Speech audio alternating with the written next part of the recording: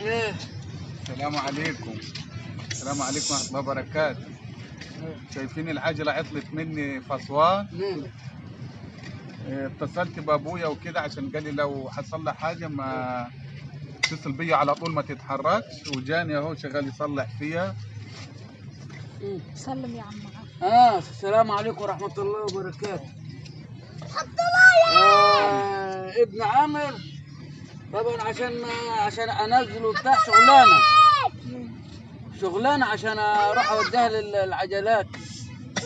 ففكرت له انا جاي اوعى كده يا عمر. وانا جاي جبت المنفخ ده وفين وجبت اللحام على اساس ارفعها له كده. اتخرمت ولا حاجه؟ بدل ما اروح اشيله وانزله رفعتها على حجر عشان قلت بتاع الحمها له واركبها له عشان مش هيعرف اي حد حتى بيقول له لازم تتفك العجل. فانا رفعتها على حجر وطلعت له الجواني. عمر اوعى تعالى. وطلعت له الجواني وصلحته له. وانا جاي طبعا جبت العده اللي هي المنفخ ده وجبته لحام على اساس اطلع له البراني الجواني والحمه له وديني لحمته له وديني ركبته. طبعا البتاع ده كان عايز ميه، راح هناك ابوي يجربوا في الميه اللي في الجنينه. رحت جربته وريهم ولا الميه اللي جربوا فيها.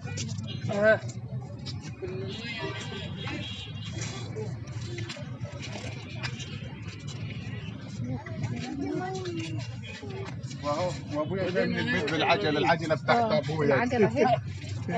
وادي العجله اللي جبت له العجله.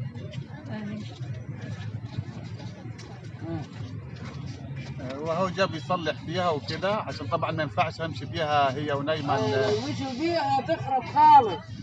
لان ده طاره حديد ممكن تتعوج تطبق او تبوظ. تتعوج. فقبل كده عملت معاه قبل كده ما حدش عرف، قال لازم العجله تتفك. قلت لهم لا ما تتفكش، شوف انتم مش فاهمين حاجه. صناعيه برضه يعني. قالوا لازم، قلت لهم لا انا بعملها من غير ما افكها وادينا انفخها.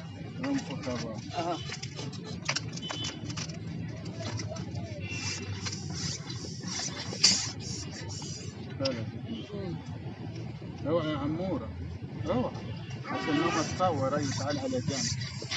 ايوه بس شكلها يا بابا عايزه تتربط شويه.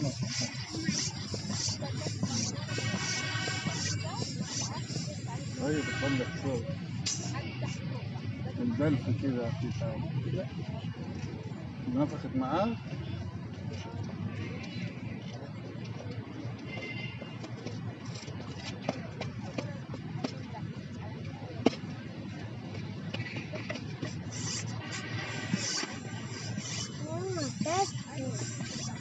قول لهم حطوا لايك.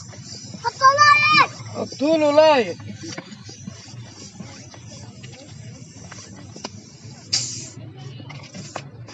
كده بابا بتعمل برضه تمام.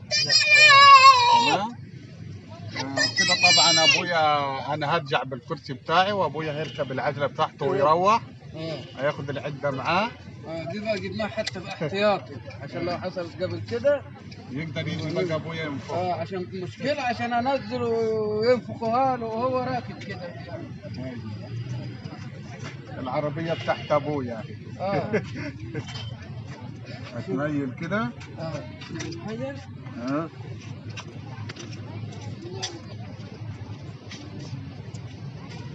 شايفين الجنينه؟